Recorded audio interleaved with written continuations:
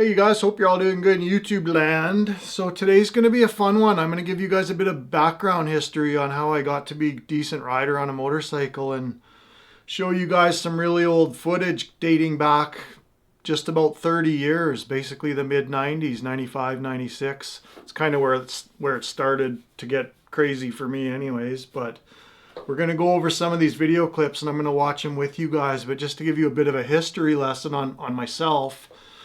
Basically, depending when you watch this, it's 2025 right now, and I'm 54 years old, and I started probably when I was about 50 years ago. I got involved with motorcycles, well, probably 5 years old, something like that. Like all my neighbors had bikes, and they used to take me for rides on them, and then not long after that, I got my own bike. So pretty much been on a motorcycle my whole life, and half of that at a professional level, so, or more than half probably.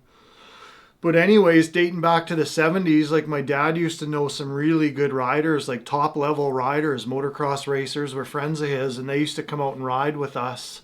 And we weren't very good riders then, like when we were first starting out, but they were all really good riders. So I used to just watch them and try and emulate what they did. And that's kind of how I got, a lot of my skills, or at least I got started. And that was during the 70s, probably some of the 80s as well. And then in the 80s, I was definitely starting to get a lot better.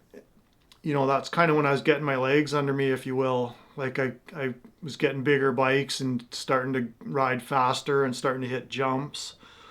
And then the 90s rolled around, and that's when I started getting bigger, more powerful bikes. And then I really got into jumping and just doing stuff you shouldn't do on a motorcycle. And we didn't have what they have nowadays. They have, all the safety devices, and they have airbags. The freestyle motocross guys don't know how easy they got it with airbags and the landings. I mean, you still got hurt with that stuff, but not like we did. Hitting the ground or hitting a ramp is not very enjoyable. But anyways, I'm gonna go through some of these old spectacular crashes with you guys and see what you guys think of them. Kind of painful for me to watch, but it's all good. That's kind of how you get to where you are. You got to push the limits. And we didn't have the safety devices, but what we did have was a lot of sand pits and gravel pits. And once we discovered that, that was pretty much our go-to. For me especially, like I was off my bike more than I was on it, literally. Like that's kind of how I learned to push the limits on a bike, is just the sand. You still got hurt in the gravel and the sand, but not like, hard packed ground. Like it was much, much more forgiving. And I got a ton of funny old clips here. So let's go through a few of them. So yeah, let's start with the first one here, you guys. This goes back to 1999. They're in no particular order, by the way, either. But let's watch this one. I went to cross a creek and I was going to wheelie over it. And I think I was in probably about third gear. I was going a pretty good clip. And I just cracked the throttle and it spun. And I just pogoed me into the other side. And I went from like 40 kilometers an hour to zero like instantly. That was a painful one. Let's watch this.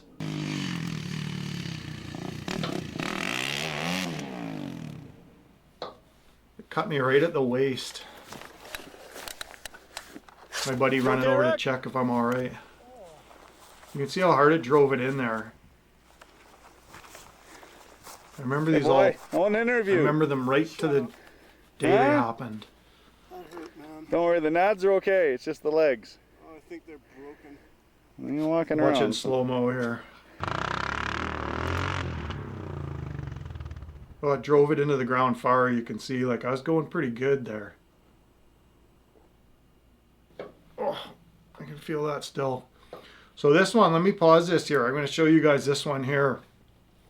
So this was a jump we built back. This jump was famous, by the way. It's been in Terra Fox's videos, like Terra Firma, I think Terra Firma 5 and 6. It's been in a few of them, actually. And I built these jumps back. This is way back in the early 90s. I started building this jump, me and a buddy.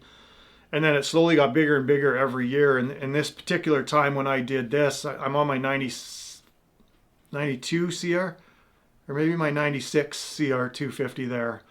So yeah, and like what I was doing was I was going for a knack-knack. I think this was 1996, somewhere around there. I was going for a knack-knack and I got my foot over the bike and I didn't get it back on. And that's a 100-foot jump and you're a good 20, 30 feet in the air. And I landed beside, like without my bike, basically like doing a belly flop into the water, but onto the ground on a 100 plus foot jump. We measured it too, so it's accurate. It's hard to watch, but that's what happened. Like, watch it in slow-mo here. Brutal.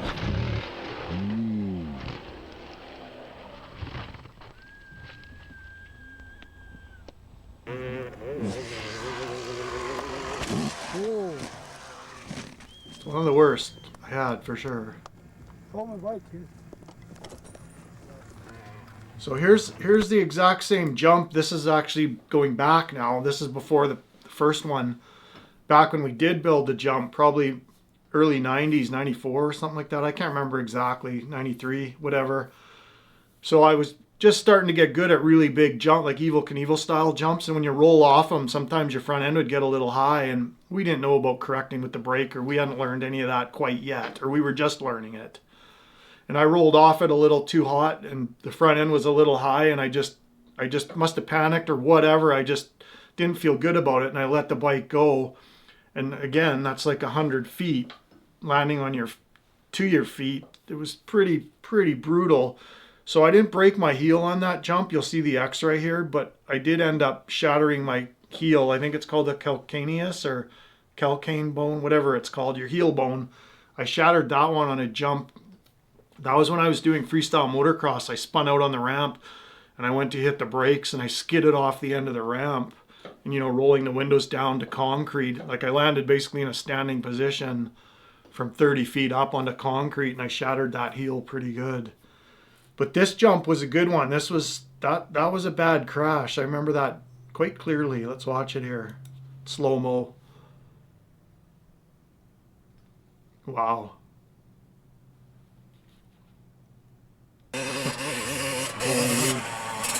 Just let her go. No way.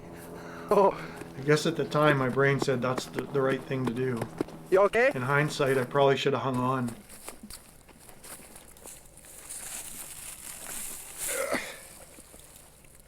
Your bike's okay.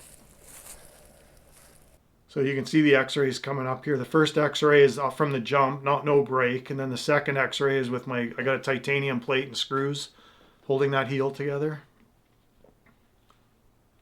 So here's some of the sandpit action I was telling you guys about. Some of these are pretty painful, but a lot of them were not too bad. But I was quite the acrobat. He's okay. You know, Well, back in my 20s, I guess I would have been. I was off that bike more than I was on it. Here's a good one. This one, I caught some serious air. It was a vertical wall I went up and the bike went way above me. Lucky it didn't land on me. Crazy. Wow. Here's another good third gear one, rolling the windows down. I got pretty good at that.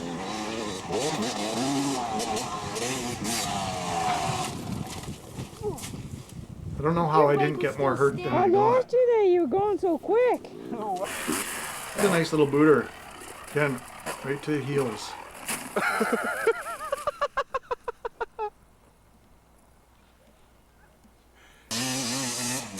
You can see the gravel definitely helped. You know, some of these are not too bad at all, but I was definitely, you know, probably ripping ligaments and doing all kinds of stuff that's you don't notice at the time, but I tell you, I notice it now.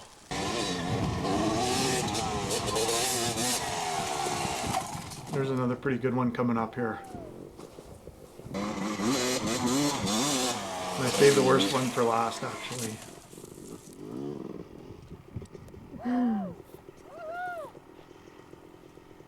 Here's a good one. Over the bars onto my face. Oh no, not this one, the next one. Ooh. Here's a good one. Over the bars, right onto my face. Which you don't see because I was... Watch. Just caught the top.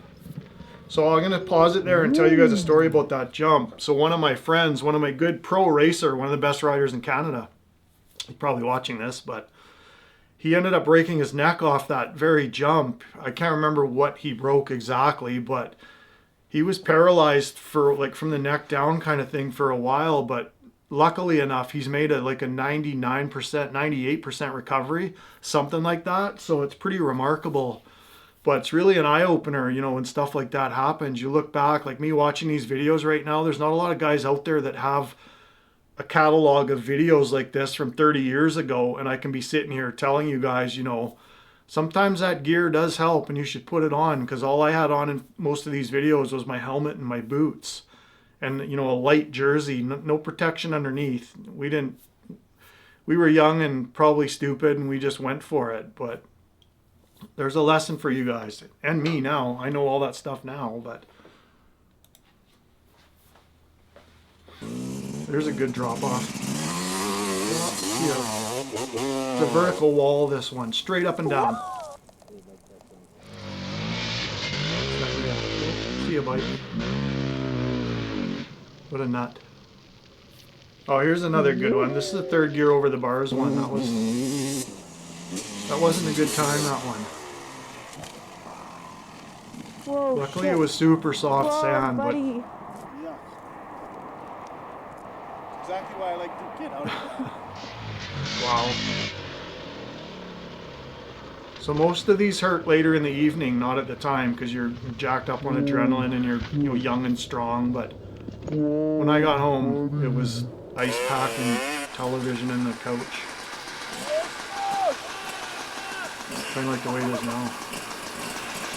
Okay, so here's the finale for you guys. So I'll just tell you guys, my freestyle motocross career went from basically, like when Crusty Demons came out in 95, not long after that we got into it. In the late 90s, we got into it at a professional level, like going to the States.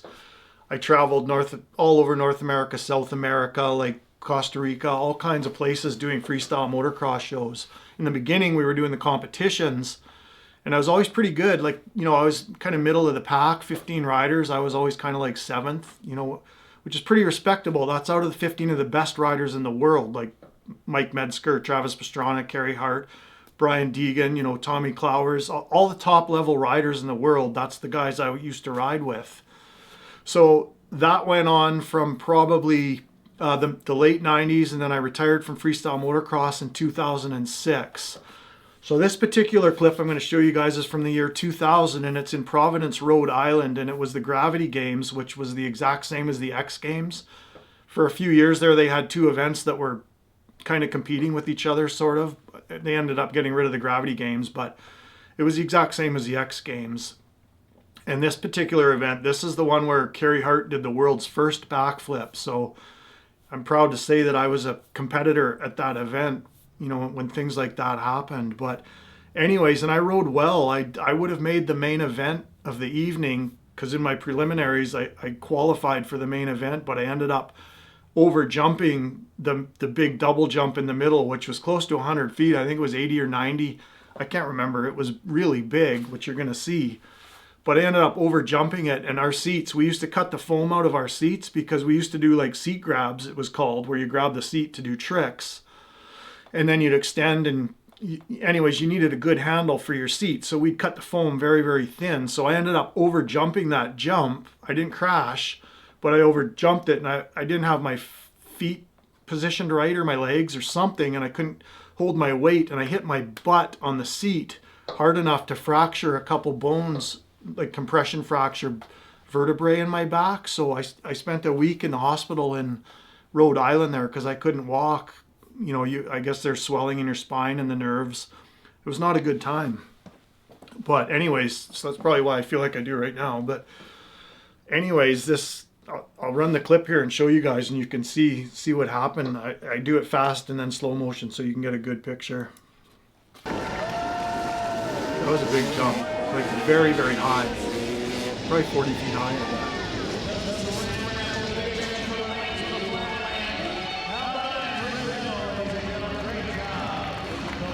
I just rolled to it, it rolled and fell over. I instantly knew something was broken.